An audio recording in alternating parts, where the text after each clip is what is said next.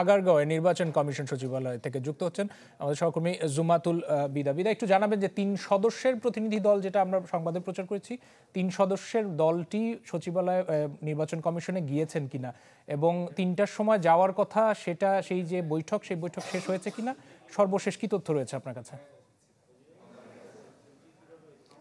3টা 20-এর দিকে 3 সদস্যের যে প্রতিনিধি দল নেতৃত্ব দিচ্ছেন স্থায়ী কমিটির সদস্য নজরুল ইসলাম খান, তার নেতৃত্বে আরও আছেন সেলিমা রহমান এবং সালাউদ্দিন, এবং তারা কিন্তু পৌঁছেছেন 3টা 20-এর দিকে। এরপরে যে সৌজন্য সাক্ষাৎ রয়েছে সিইসির সাথে, সেই সৌজন্য সাক্ষাতে তারা আসলে যান এবং 10 মিনিটের মতো সেখানে সৌজন্য সাক্ষাৎ শেষে তারা যে সভাকক্ষ রয়েছে সেই সভাকক্ষে প্রবেশ করেন। এবং এখানে শুধুমাত্র যে প্রধান নির্বাচন কমিশনার রয়েছে তা কিন্তু নয়, আরও যে নির্বাচন কমিশনার 4 জন তারা সহ একই সাথে যে নির্বাচন কমিশন সচিব রয়েছেন তিনিও কিন্তু আছেন। এর পরবর্তীতে যেই তাদের সভা এবং যেইটুকু আসলে বাহিরে আমরা জানতে পেরেছি যে নির্বাচনের প্রস্তুতি, একই সাথে যেহেতু ভোটার তালিকা প্রণয়নের যে কার্যবিধি সেটি প্রায় শেষ হয়েছে, সেই বিষয়টি নিয়েও আলোচনা, এবং তার পরবর্তী আপত্তিতে যেই 2 মাস লাগে সেই বিষয়টিও আলোচনায় থাকবে। একই সাথে সাথে যে সংস্কারের ভাবনা রয়েছে বিএনপি, সেই সংস্কারের ভাবনাটুকু বিএনপির পক্ষ থেকে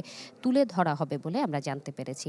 এবং এর পরবর্তী যেই সভাকক্ষের তাদের এই বৈঠক শেষে তারা যখন বের হবে, আরও বিস্তারিত হয়তো আমরা তার থেকে জানতে পারবো। এবং আরেকটু যদি জানাই যে নির্বাচনী প্রস্তুতি আসলে কোন পর্যায়ে আছে এবং এই বিষয়ে কমিশন কি করছে, সেই সব একেবারে পুরো বিস্তারিতই কিন্তু জানতে চাওয়া হবে বলে আমরা জানতে পেরেছি যে নির্বাচন কমিশনের কাছে। এবং যেহেতু এটি তাদের সাথে প্রথম বৈঠক, এই সময় নিজেদের পরিচয় পর্বটুকু এবং একই সাথে নিজেদের অবস্থানটুকু পরিষ্কার করা এবং সামনের নির্বাচন আসলে কিভাবে অবাধ, সুষ্ঠু, নিরপেক্ষ এবং জনগণের ভোটাধিকার নিশ্চিত করা যায় সেই বিষয়গুলো পরিষ্কারভাবে উঠে আসবে বলে আসলে আমরা জানতে পেরেছি। বাকিটুকু বৈঠক শেষে তারা যখন ব্রিফ করবেন তখন আমরা জানতে পারবো। এই ছিল রাশেদ আমার কাছে এখান থেকে সর্বশেষ।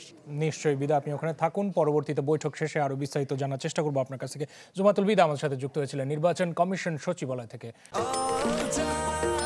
নিশ্চিন্তে খান স্বাস্থ্যকর অল টাইম পান, অল টাইম হেলদি লাইফ।